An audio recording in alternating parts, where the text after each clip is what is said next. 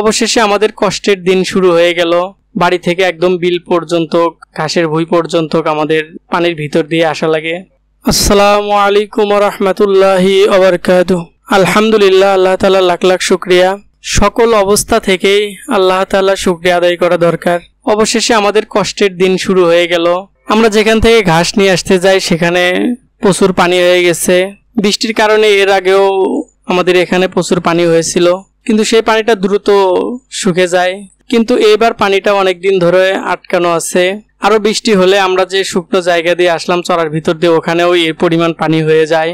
এখন তো অল্প একটু এরকম পানির ভিতর দিয়ে আসা লাগে, তো আরো বৃষ্টি হলে আমাদের ওই চড়ার ভিতর দিয়ে যখন পানি হয়ে যায় তখন পুরো বাড়ি থেকে একদম বিল পর্যন্ত, ঘাসের ভুঁই পর্যন্ত আমাদের পানির ভিতর দিয়ে আসা লাগে। তো তারপরে আল্লাহ তাআলা শুকরিয়া যে আল্লাহ তাআলা আমাদের কষ্টের মাধ্যমে হলেও আমাদের গরুর রিজিকের ব্যবস্থা এখান থেকে হয়। আমরা পানির ভিতর দিয়ে ভিজে ভিজে এসে আমাদের ঘাস কাটা শুরু করলাম। এই ঘাসগুলো আমাদের পাড়ে যে ঘাসগুলো লাগানো আছে তার যে ঢালু জায়গা থাকে সেই ঢালু জায়গা দিয়ে আমরা লাগাইছিলাম।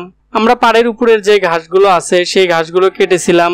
এই ঘাসগুলো আমাদের কাটা হয়েছিল না, যার কারণে ঘাসগুলো এমনিতেই মোটা অনেক উঁচু হয়ে গেছে। অনেক ঘাসই এদিক ওদিক হেলে পড়ে গেছে। দেশীয় ঘাস প্রচুর শক্ত হয় এবং অনেক দূর পর্যন্ত শিকড় হয়। আর এখান দিয়ে ঘাস কাটাও রিস্ক, কারণ একদম খালের সাথে বিভিন্ন প্রকারের সাপ পোকামাকড় গুলো থাকে। আর পায়ের নিচ দিয়ে তো প্রচুর পরিমাণে খামা। খুব সতর্ক হয়ে আমাদের ঘাস কাটতে হয় এই নিচের ঘাসগুলো। আমাদের এখান থেকে ঘাস নিয়ে যাওয়া প্রচুর কষ্ট হচ্ছে, কিন্তু তারপরেও নিয়ে যাওয়া লাগবে।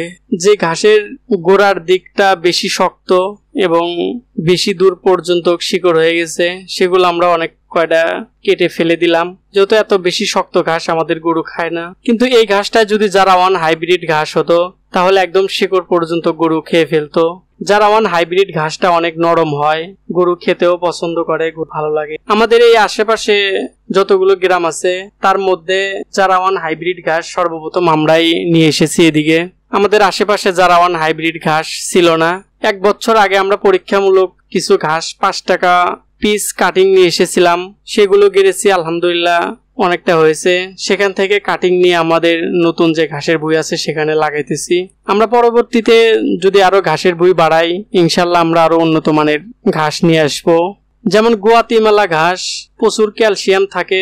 আমাদের আরো ঘাসের ভুঁই হলে আমরা সেই ঘাসটা নিয়ে এসে লাগাবো ইনশাল্লাহ, আল্লাহ যদি তৌফিক দেয়। তো আমাদের ঘাস কাটা শেষ, আমরা ঘাসগুলো এক জায়গায় বোঝা বানতেছি। আমরা ঘাসের 2 জায়গায় বেঁধে নিই, এক জায়গায় হচ্ছে নিচের দিকে গোড়ালির দিকে, আরেকটা হচ্ছে আগার দিকে, যেন ঘাসের পাতাগুলো এদিক ওদিক সরে না যায়। বেশি সরে ছিটে গেলে আমাদের নিয়ে যাওয়া সমস্যা হয়ে যায়। এই ঘাস নিয়ে যেতে তাই আমাদের ঘাসের আগাগুলো পানিতে ভিজে যায়, ভারী আরো বেড়ে যায়। এই সিজনে আমরা আমাদের গরুকে আলহামদুলিল্লাহ পর্যাপ্ত পরিমাণ ঘাস খেতে দিই, কিন্তু শীতের সিজন হইলে আমাদের গরু একটু কমই ঘাস পায়। তো আলহামদুলিল্লাহ আমরা চেষ্টা করতেছি গরুকে পর্যাপ্ত ঘাস দেওয়ার। যাই হোক, আমাদের জন্য সবাই দোয়া করবেন, আমাদের খামারের জন্য সবাই দোয়া করবেন। হাসবুনাল্লাহু ওয়া নি'মাল ওয়াকিল। বান্দার জন্য আল্লাহ তাআলাই যথেষ্ট। আসসালামু আলাইকুম ওয়া রাহমাতুল্লাহি ওয়া বারাকাতুহু।